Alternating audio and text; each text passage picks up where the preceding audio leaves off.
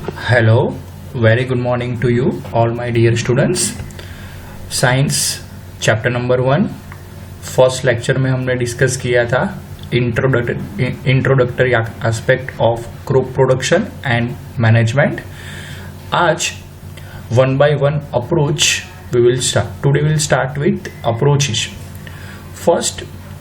The first approach is today we discuss about basic practices of crop production.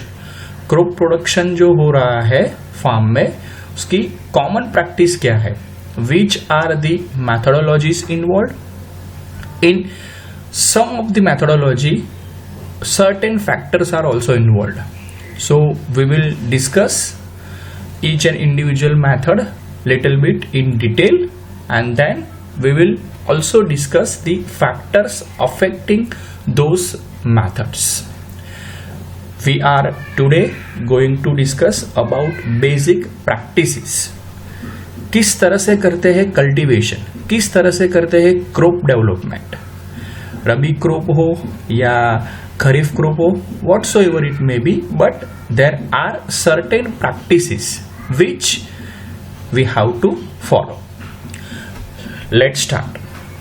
Cultivation of crop involves several activities to be done by the farmer over the period of time. बहुत सालों से ये चलता आया है कि जब भी आपको फार्म में कोई भी क्रॉप डेवलप करना हो तो certain activities you have to follow, certain basic steps you have to follow, and without those steps it won't be possible for cultivation of crops.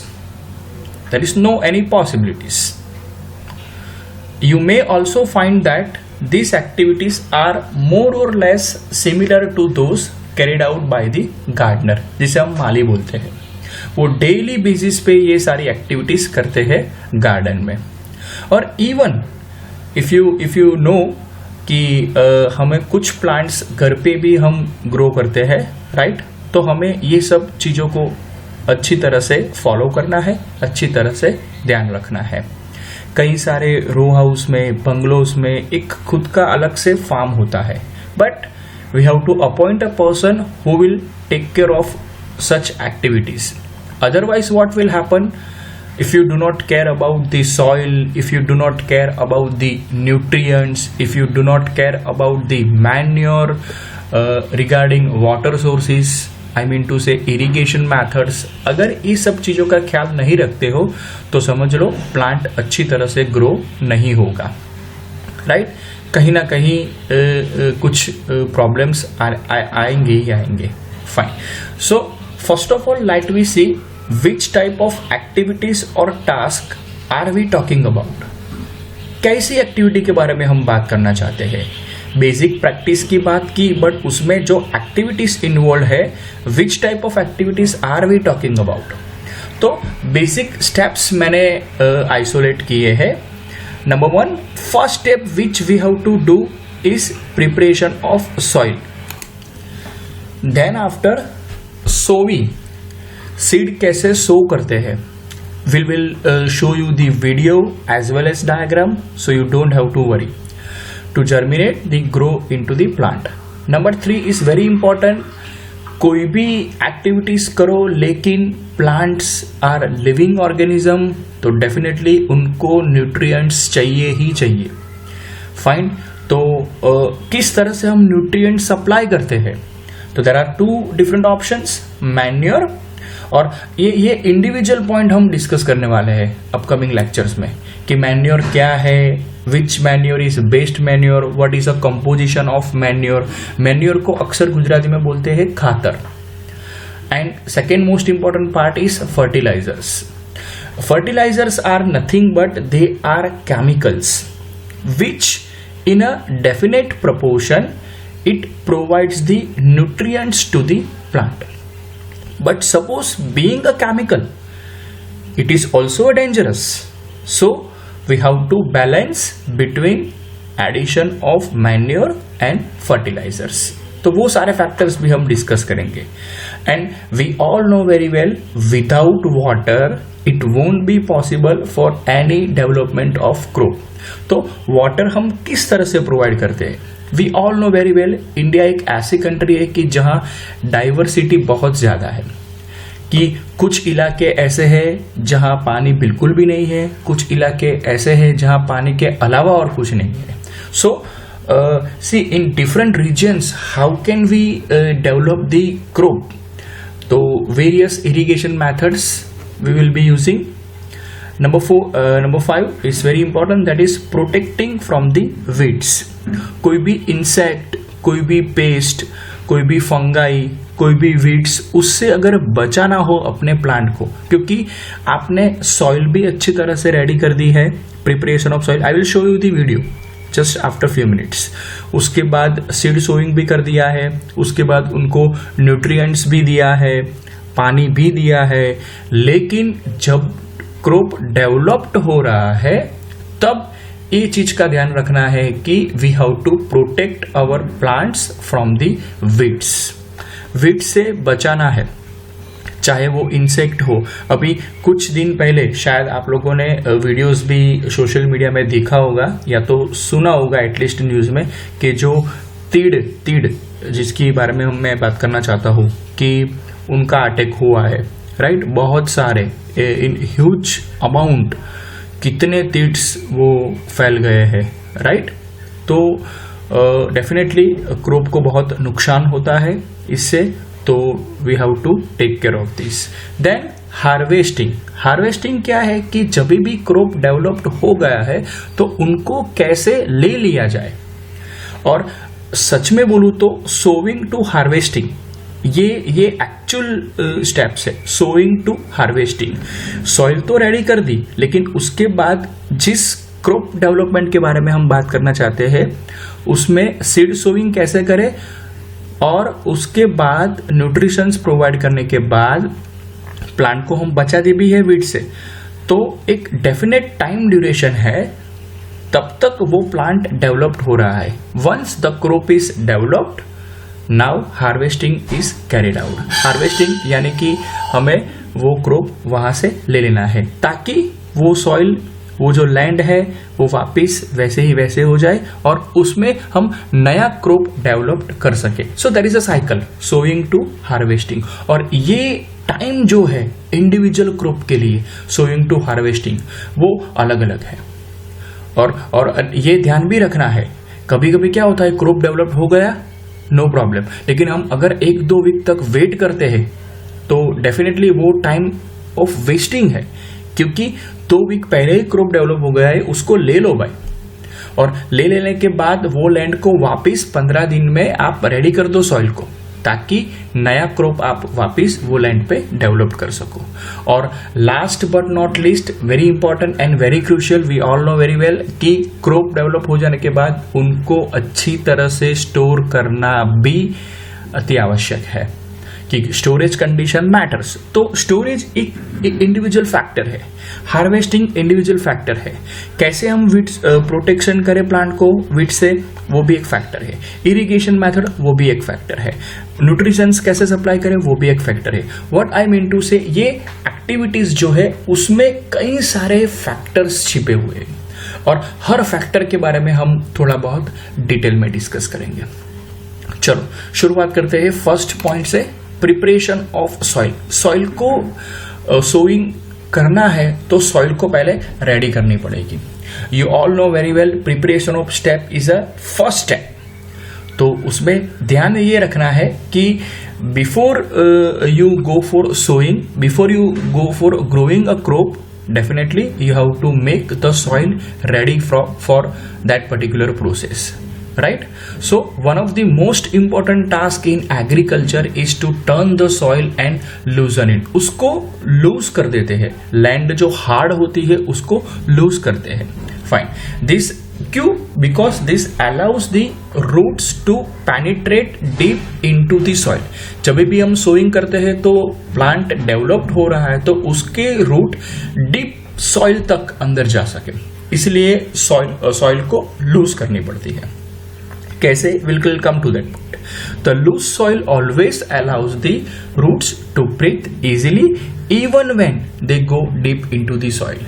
जो प्लांट डेवलप्ड हो रहा है, जो क्रॉप डेवलप्ड हो रहा है, उसके जो रूट्स है वो बहुत ही अंदर सॉइल तक चले जाते हैं, लेकिन उसके बावजूद भी अगर सॉइल आपने लूज कर दी है, हार्ड नहीं रखी है, तो क्या है कि उसके सारे जो प्लांट्स के जो व्हाट आई कैन से कि प्लांट इजीली ब्रीथ कर सकते, उसको ऑक्सीजन मिल सकता है. That is more important part. Fine. Okay, let we take the reason कि why does the loosening of soil allows the root to breathe easily. क्यों? मैंने तो बोल दिया कि सॉइल को लूज किया है तो डेफिनेटली प्लांट्स इजीली ब्रीथ कर सकता है. क्यों? Because लूजन the soil helps in the growth of earthworms and microbes. इसलिए मैंने चैप्टर 2 पहले लिया था कि माइक्रो ऑर्गेनिजम्स हमारा दोस्त भी बन सकती है. कई सारे अर्थवर्म्स और कई सारे माइक्रोब्स जो सॉइल में प्रेजेंट है वो ग्रो हो रहा है. कौन सी सॉइल में? लूजन सॉइल में, राइट. तो जो सॉइल को आप लूज करते हो तो उससे फायदा क्या है कि अर्थवर्म और माइक्रोब्स का ग्रोथ होगा. और this organisms are nothing but friends of farmer. हमारा दोस्त है भाई फार्मर का. तो they further turn and loosen the soil and add humus into the it. वो फर्दर सॉइल को ज्यादा लूज करते हैं और सॉइल को जितना भी लूज किया है डेफिनेटली रूट्स को उतना ही ब्रीथ मिलने वाला है, ऑक्सीजन मिलने वाला है. Fine. But the question is why the soil needs to be turned and loosened. क्यों उसको लूज करना है? तो एक तो रीजन हमने डिस्कस कर लिया कि रूट्स चाहे जितने भी सॉइल के अंदर हो उसको व्हाट यू कैन से जो गैस है रेस्पिरेशन के लिए वो इजीली मिल सकता है, so that organisms can be live. I mean to talk about plants. Soil contains various salts यानी कि minerals, water, air and some living organisms as what we have discussed in case of earthworms and microbes. तो soil में इतनी चीज होती है, minerals, water, air is more important and some living organism. In addition, this is very very important कि dead plants and animals get decomposed by the soil organism. याद हो तो हमने नाइट्रोजन साइकिल उसमें जो स्टेप्स लिखे थे वो मैंने आपको बताया था कि लास्ट में कोई भी लिविंग ऑर्गेनिज्म की डेथ हो जाती है तो माइक्रो ऑर्गेनिज्म यानी कि certain types of bacteria are going to decompose the dead bodies. उनको सिंपल कंपोनेंट में कन्वर्ट कर देते हैं, right. This is more and that is why micro organism plays very very important role as far as this process is also concern. So in this way various nutrients in the dead organisms are released. क्योंकि dead organism है उसको तो अब कोई काम आने वाला है नहीं, तो माइक्रो ऑर्गेनिजम्स क्या करती है, डेड ऑर्गेनिजम्स को वो डिकम्पोज कर देती है.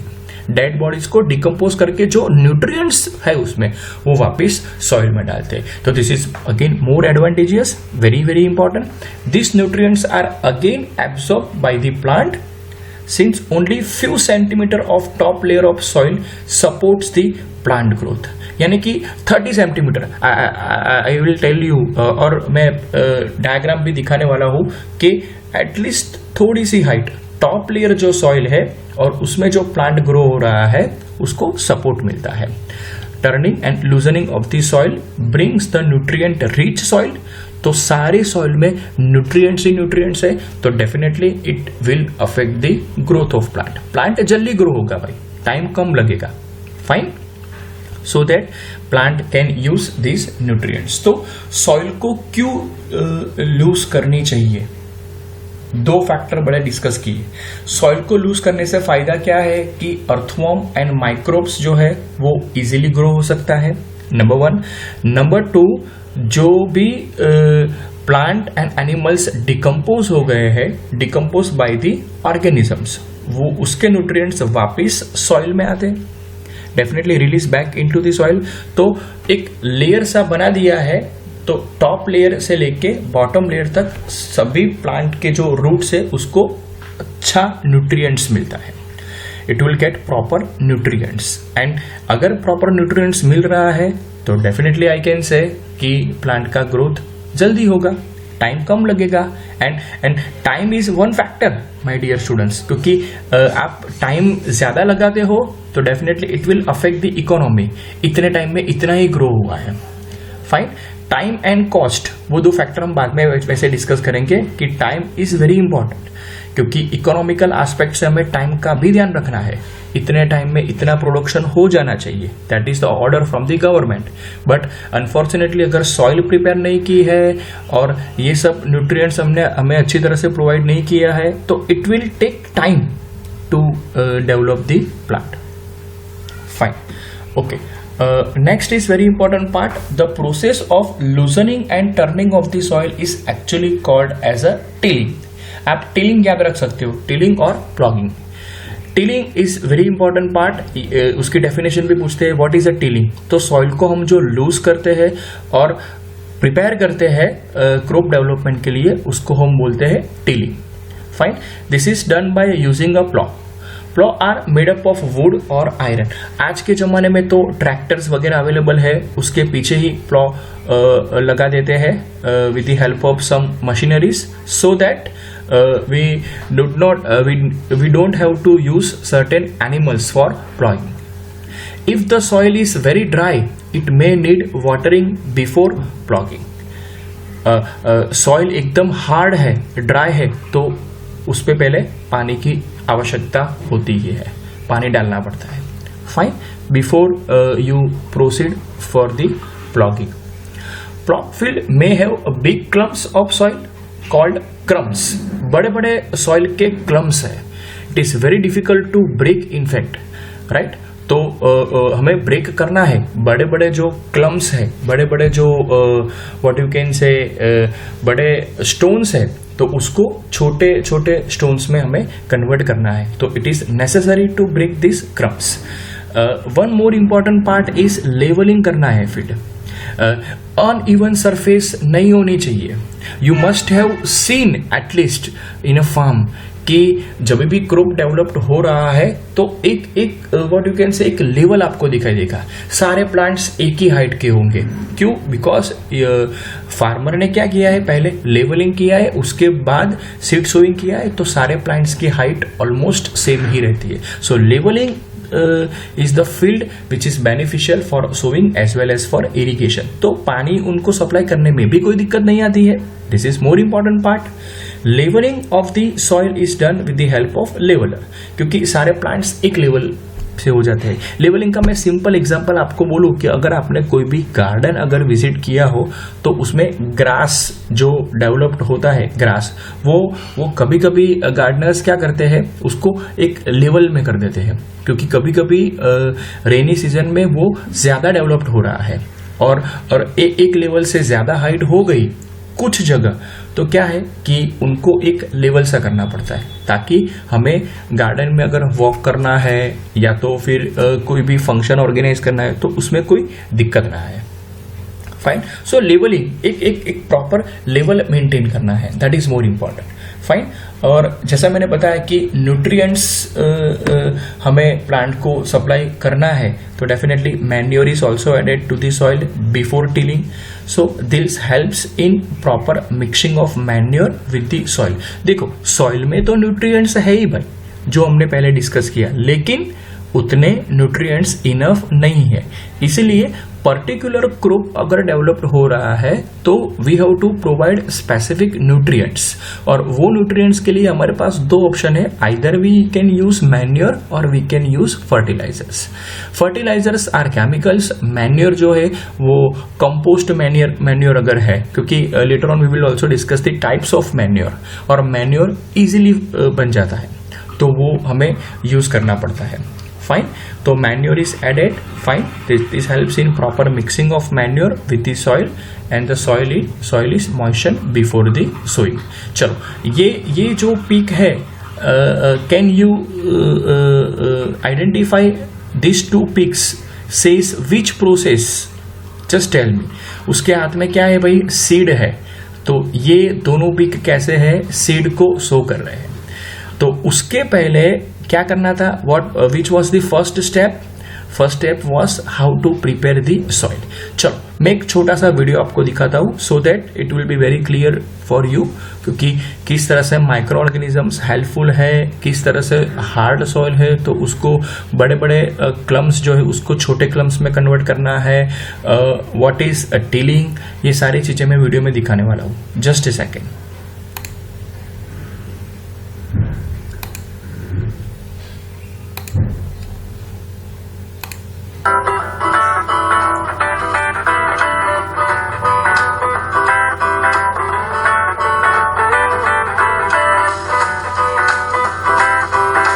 लार्ज रॉक्स जो है उसको हम रिमूव करते हैं, बड़े स्टोन से उसको हम रिमूव करते हैं पहले.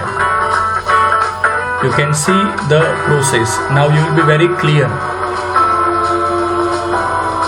देखो बड़े बड़े क्लम्स को उन्होंने अलग कर दिया, देखो with the help of hand gloves.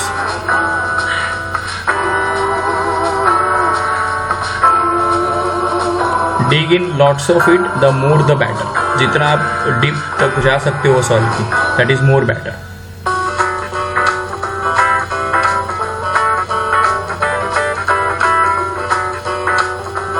Proper mix कर रहे हैं.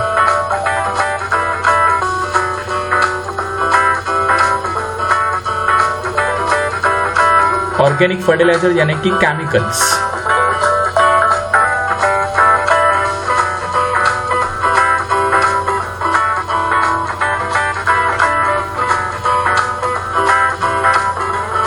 ये केमिकल के नेम है, will come to that point later on.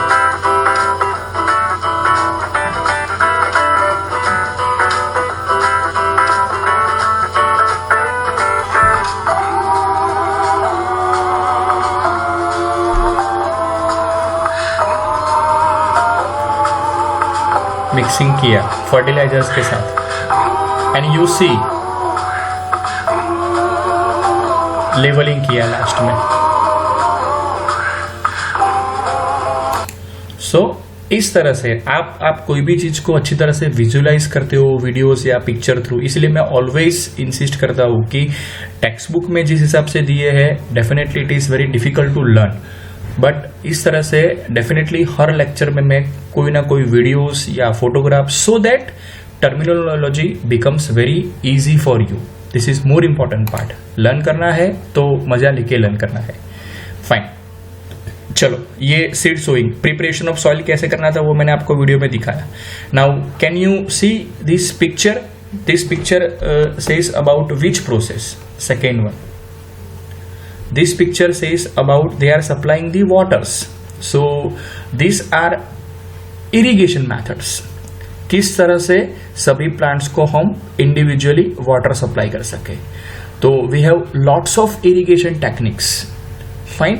ऐसा नहीं कि एक पानी का पाइप रख दिया पूरे फार्म में और वहां से पानी सबको मिल गया. It's not like that. Fine. We should have to develop a specific pipelines, specific mechanism, so that each and individual part of soil will get proper amount of water. कई बार आपने देखा होगा कि गार्डन में जो what you can say showering करते हैं, right, तो वो एक मशीन सा बीच में रख देते हैं, वो गोल गोल घूमता है और सभी जगह गार्डन में पानी मिलता है, राइट. चलो next is very important part. चलो can you identify this pic shows which method? ये बंदा क्या कर रहा है? कोरोना के चक्कर में मास्क तो पहन लिया है, that is more important. You can see, that's why intentionally I have mention this pic. You can see this is a black mask. In fact N95 mask नहीं है, नो प्रॉब्लम एट ऑल. गाँव है तो इतनी जरूरत नहीं है. फाइन. एनीवेज ये देखो क्रॉप डेवलप्ड हो गया है, उनको यहाँ से वो ले जा रहा है. That is the step called as a harvesting. तो पहले के जमाने में फार्मर्स क्या करते थे कि इस तरह से with the help of hand अपने हाथ से ही वहां से प्लांट्स को जब क्रॉप डेवलप हो गया है तो उसको निकाल देते थे. ये बंदा ने देखो हाथ में निकाल दिया है, राइट. सिमिलरली आज के जमाने में क्या है, वी हैव अ ट्रैक्टर्स. तो इमीडिएटली वो with the help of tractors ये क्रॉप को ले जा रहा है, राइट. डेवलप्ड हो गया है तो उसको वहां से अलग कर देना है. Fine. And look at that, this is the last peak. You can सी पहले के ज़माने में लोग क्या करते थे प्लॉगिंग के लिए, definitely they have to use the animals, but nowadays tractor के पीछे लगा दिया और पूरी जो लैंड है उसको उसमें वो प्रोसेस कर दी। Fine, tilling process I mean to say, right. तो वो एडवांसमेंट है, इसलिए मैंने कंपैरिजन भी आपको दिखाया है। पहले के ज़माने में लोग ऐसा करते थे, nowadays this technologies are use. पहले के ज़माने में लोग एनिमल्स वगैरह यूज करते हैं, आज भी कई इलाके में एनिमल्स यूज करते हैं undoubtedly, but it is a time consuming and in fact animals का जो देखरेख रखना है, उसको खाना पीने का कॉस्टिंग वो सब बढ़ जाता है।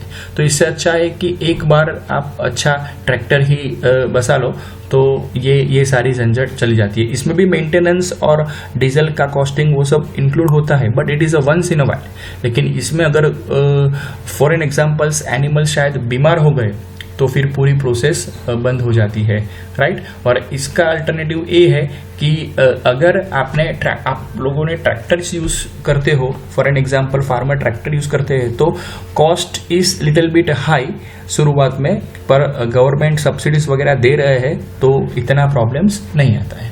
फाइन, तो आज के लिए इतना ही। ये पिक्स को भी ध्यान में रखना है। Second most important part is कि हमने किस तरह से सॉइल को प्रिपेयर किया। आज एक ही फैक्टर डिस्कस किया, कैसे हम सॉइल को प्रिपेयर करें। Fine, loosening of the soil is very important. वो क्यों, जो मैंने ग्रीन लाइन लिखी है वो 2 पैराग्राफ्स, मोर इम्पॉर्टेंट पार्ट। होमवर्क में क्या लिखना है कि बेसिक स्टेप्स, ये सारे स्टेप्स, प्रिपरेशन ऑफ सॉइल, जितने भी पॉइंट, ग्रीन तो लिखना ही है। ग्रीन एग्जाम में एक्चुअली पूछते हैं कि what is the importance of turning and loosening of soil, but आपको ये सारे पॉइंट्स लिखना है। Fine, what is tilling, in short जितना भी पीडीएफ में मैंने मेंशन किया है वो सारी चीजें एक बार लिखनी है। Okay, thank you so much.